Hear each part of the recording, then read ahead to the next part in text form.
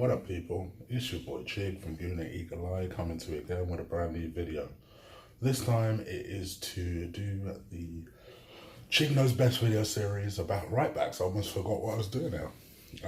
So this is the video series where I talk about 5 candidates for a problem position and then give my recommended signing. You know why? Because Chig knows best. So if you're all strapped up, you're ready to take in the information you're about to receive, hopefully you'll enjoy it. Shall we start with option number 1? But before we do, make sure you give this video a like, a thumbs up, and leave the comments down below of what you think of all my options. Now let's start with option number 1.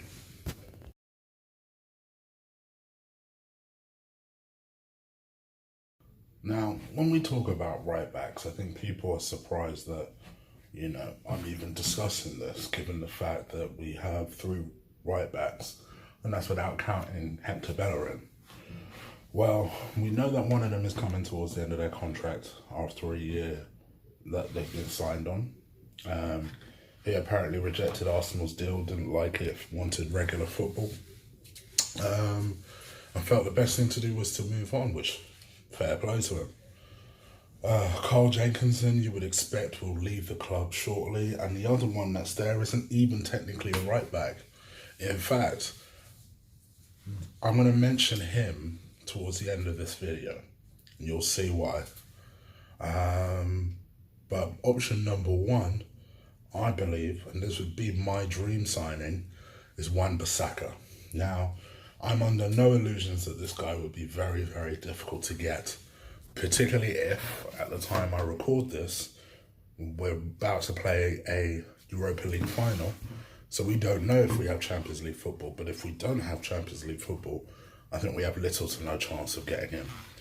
The only thing that squeezes in our favour is the fact that he is an Arsenal fan. He grew up as an Arsenal fan,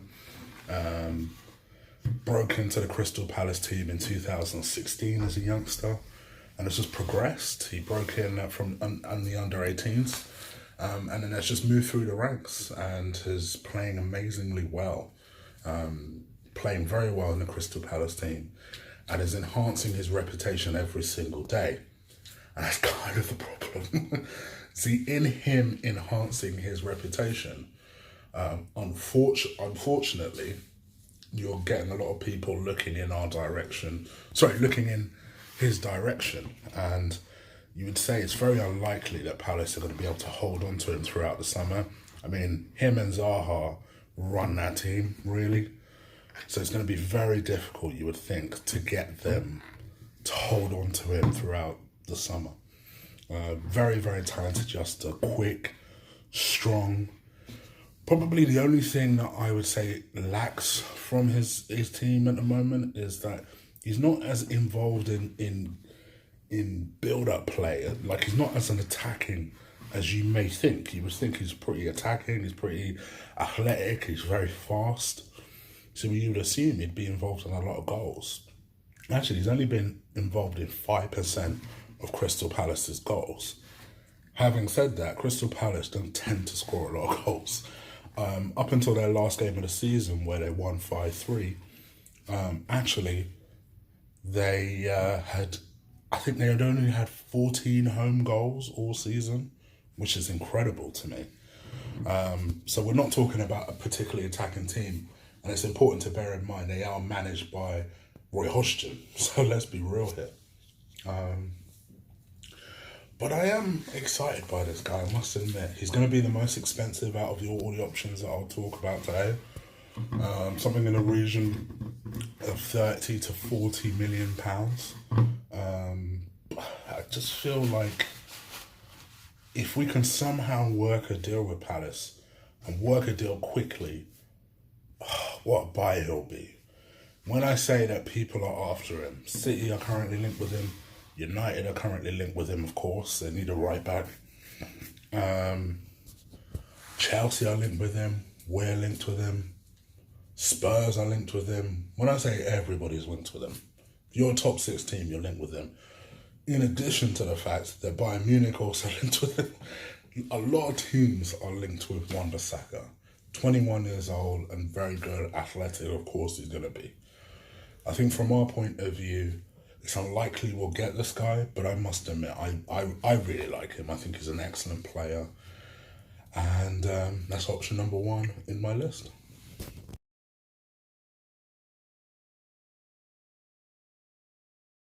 All right, let's go with option number two. That is Matt Doherty, the 27-year-old Irish international who plays for Wolves, has done extremely well this season. Sorry, I just realised the glare off that window is probably not helping. He has currently got this season 48 goals, 4 goals, in fact it was 48, 4 goals, 7 assists in 38 appearances, which is pretty good going. We're talking about a player who's pretty used to playing three at the back. He plays right wing back often. But I've also seen him in a 4, tends to play in a 4 for his country, and it's pretty good. It's pretty good. Again, we're talking about someone that knows the league inside out, has got good experience. I don't know about you guys, but has often been a mainstay in my fantasy football teams, and he's never really let me down. He's always contributed something. Very, very solid player. Me and my friends slightly disagree on this in the sense that I have a couple of friends that live in the Wolves area that say he's a bit of a Kolasinac. Much better going forward than he is coming backwards. But I'd watched Wolves pretty closely this season. They're a bit of a, I wouldn't go as far as say as a second team, but I've always liked Wolves, always. For a good 10 years now, I've liked Wolves. I followed them in the Championship, so they're a bit of a sly second team for me. And I've never seen him really caught out badly. I think he's always contributed something positively to the team. And yeah, I think this would be an excellent purchase. Whether or not he'd be content sitting on the bench once Hector Bellerin comes back is another question. But yeah, for me, I think this is a good recommendation. Matt Doherty is my option number 2.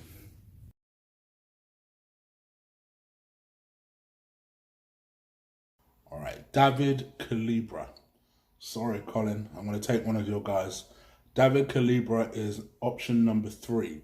He is the AC Milan right back, who currently is 22 years old as I record this, and broke into the team in 2015, and has been doing well ever since. The guy is good. He's got good pace, but I think the things that impressed me about him. First of all, he could cross the ball. I mean, legitimately cross the ball. He's got a heck of a cross on him. And actually, more impressive than anything is his decision-making skills. I think he's got a good nous on him. Like, he's very mature beyond his years. Makes, like, more often than not, the correct decision. Even when he's caught out of position, he has the speed to be able to recover. Has good strength as well for someone in the Italian league. He often shows like he has good strength. We're not talking about a particularly skinny guy. Don't get me wrong, I don't think he's built like Kolasinac, but I think, you know, he's got something about him. He's got a bit of guile about him. 5'10", so we're not talking about the biggest defenders, but, you know, fullbacks rarely are that tall. Nimble, can cross the ball, good decision making. Good defensive skills. More often than not, will pick out players. Very much used to playing as a right wing back. He's versatile as well. He has been known to play as central midfielder as well as a right winger. So we are talking about someone who's very comfortable doing whatever. And yeah, I think he's potentially really suited to Premier League. I think, you know, when AC Milan are kind of like us in a way, in the sense that I don't think any of their players are untouchable. Would they let this guy go in a hurry? No. I think it would take a fight to prize him away. And it depends on how generous the Weasel's feeling. And if you need to know who the Weasel is at this point, just go back to previous videos from when a certain Ivan Gazidis was in charge. But it depends on how generous he's feeling. But for me, I think this will be a good piece of business. We're talking about a young player, a player who could potentially really push Hector. Same age as Hector, so I know a lot of you might be sat there thinking, yeah, but trust me, this would be a good purchase. And for me, this is my third option for right back, David Calibra.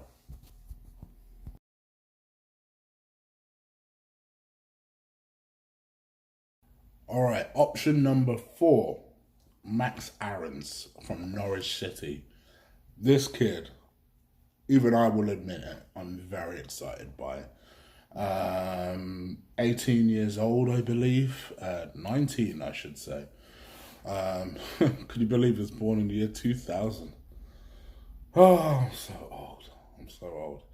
Anyway, now that I've had that moment, his birthday is actually 2 days before mine. How about that? But yes, the 19-year-old kid who actually previously played for Luton Town as a youth, professionally, and as obviously a grown man, he's been playing for Norwich City since 2016.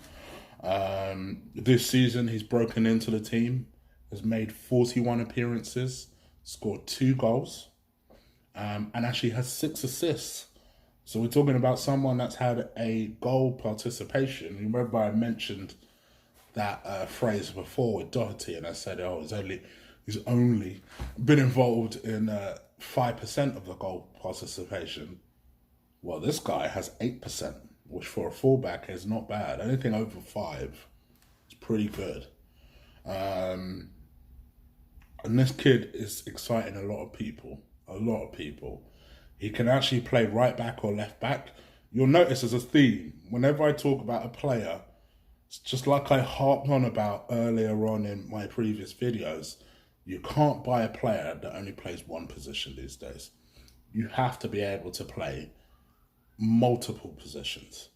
And this is another example of a 19-year-old, a youngster, who has been in the under-18s England setup, and is developing. He's developing himself as a footballer.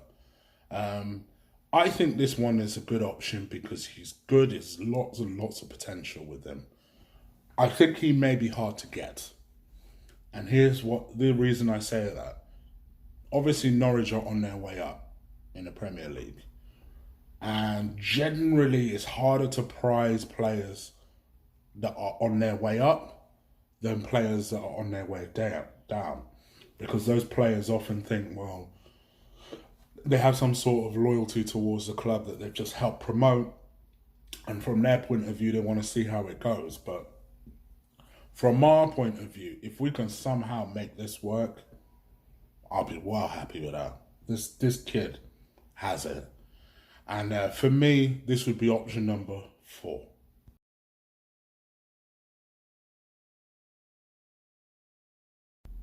Option number 5, Ainsley Maitland Niles.